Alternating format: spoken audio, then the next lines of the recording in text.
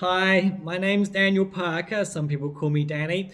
And I wish to explain a very important concept which has which is a fundamental conceptual fallacy that is governing a lot of thought, and by adding some clarity on the way money and the way wealth and poverty, what are the bigger reasons for this, which is absolutely fascinates me, and is why I work in finance as a financial mentor, because I would understand this on an interpersonal level and on a bigger level. And the bigger level we are seeing right now in New Zealand, of course, this everything becomes more expensive.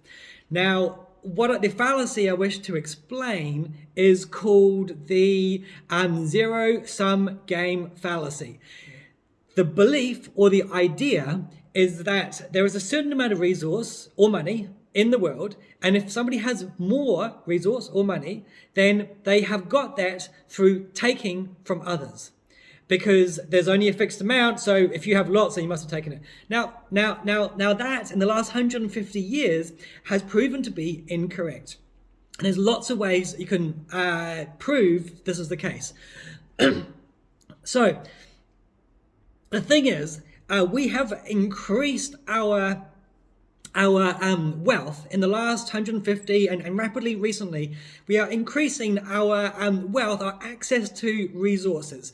We're going through a downtime right now, but in general we have increased the amount of risk. People are living for longer. We have better access to health. People are in generally more wealthy. In the sense that poverty is coming down, according to the World Bank. We are decreasing in poverty. And New Zealand came out of poverty about 70 or 80 years ago. Europe came out of poverty, the early 1900s, essentially. And many countries are coming out of poverty. More and more, with the Asian countries coming out of poverty. China recently came out of poverty. Now, there's a fundamental reason for this, and this is that instead of going and taking from other people's resource and adding it to my resource so I can become more wealthy, what's actually happening is that people, we've discovered that if we can add value into the world, if we can make things better, if we can make them more efficient, we have to spend less time, less energy to do the same thing, whether it's food production or lighting production or transport or communications. If we can do those things better, faster, cleaner, with less resources, and quicker and more efficiently, then there is less strain on everybody needing on everybody in trying to achieve those things. So if you look at as an example, lighting, LED lights are saving 90% of electricity now. If you take an LED chip, it's a tiny little bit of resource, a simple bit of technology. Well, actually a detailed bit of technology, a simple bit of resource that's used to create that light. And now we have less raw resources going in to create this LED chip, and less energy consumption. So the amount of work, the amount of potatoes we grow, or the amount of things that we do, lighting has become cheaper. And this is coming across the board. Things are becoming more efficient. And we are seeing that reward, that improvement in society in everything we do. And so instead of seeing the world as a fixed amount of stuff, in actual fact, the amount of resource that we have available is dependent on how much innovation and how efficient we can make things. And we're seeing a downturn right now because we've experienced a decrease in efficiency, a massive decrease in efficiency. We had to create a whole lot of money to get us through this hump. The money didn't come from anywhere. It came from just watering down what we had and so on. Now, to that time was a time in the COVID lockdowns where our efficiency, we weren't able to do much. Our efficiency to produce what we normally produce just went right down. And now we are paying the price for the reduction in our effectiveness of doing everything we do, because we couldn't do much. We had to stay at home. And so essentially, and now we're trying to get back on track. But from a political perspective, there's an idea in the extreme left, unfortunately, where the idea is that every person who's become wealthy is due to taking from other people. And that is, it's fundamentally mistaken. Wealth is fundamentally generated through adding value. And don't get me wrong, and there's plenty of corruption, there's plenty of shitty practices that exist, and we need the left to expose those, and even the right. But on a fundamental level in our society, wealth is created through adding value. And this is how we do better in our careers, in our work. We don't do better in our work by coming to work and spending as many hours as possible in work. We come to work and by doing better in the things that we do improves our careers. We don't just turn up and get better. It's actually, you have to become better. So this is why sort of the concept being pushed on the right is for teachers and financial mentors and everybody, is that we should be rewarded for how good we are at doing things. If you produce a good quality output, then you should be rewarded for it. But if everybody is paid the same and you have a shitty output and don't produce much, then it doesn't invigorate creative thinking. So, and as well, this goes for business. If we think about business as an enemy and they're just taking from people, it's a false way of thinking. It's real to understand that business is a mechanism for improving the way of doing things. If business can use less resources, then they will make more money.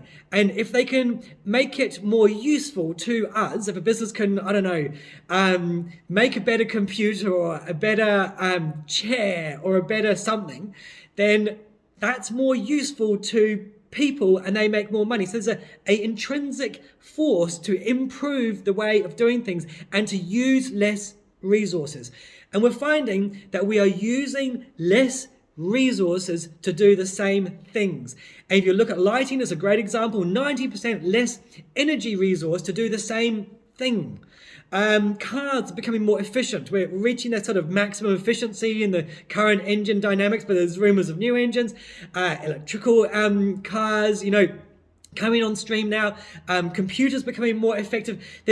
You could point to any kind of process, whether it's our dairy and farming or any process, and it's striving to become better at doing it. Now, if we come from a perspective that business is there to take from people, then it's a false way of seeing it. It's far more useful to see the world as as opportunity, the opportunity within ourselves and our creativeness and our ingenuity that is making the world better. And we have to backfill from this time of restricting the way we do things. Now we're having to get back on track. So in the election, we need to encourage innovative, hopeful, creative, ambitious ways of approaching New Zealand, approaching jobs, approaching the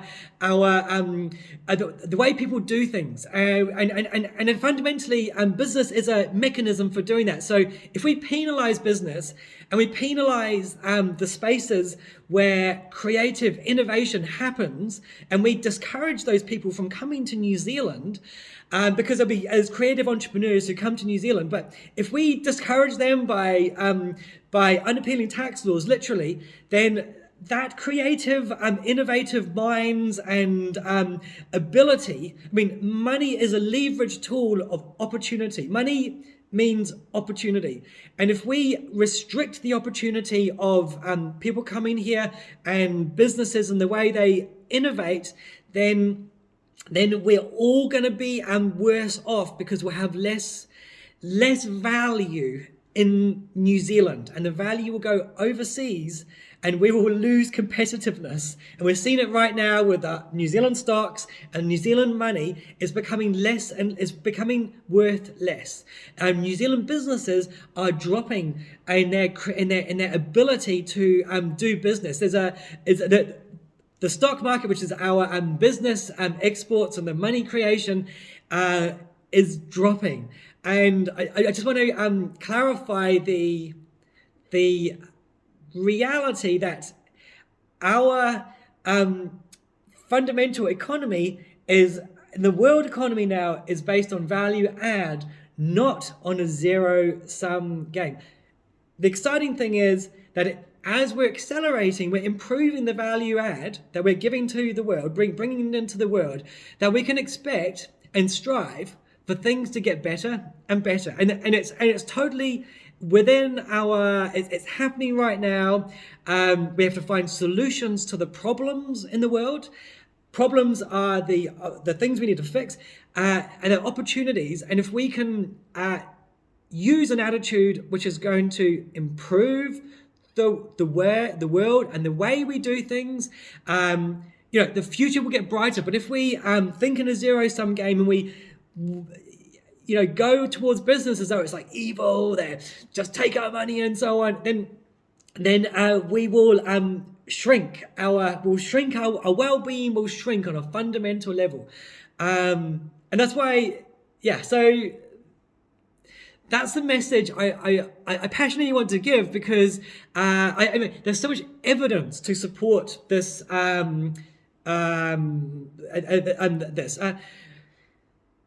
so much evidence. And in the comments, if people want to hear about the evidence, I'm more than willing to present it. It'll just take a long video. It'll take another video. The zero-sum game, which Labour and the Greens, Anti-Pāti Māori, are really coming from, the angle they're coming from is going to decrease our value. And if we can increase business value, if we can increase our productivity value, we're all going to do better. This is like a fundamental of society in today. So the future is bright, and I hope it doesn't go worse.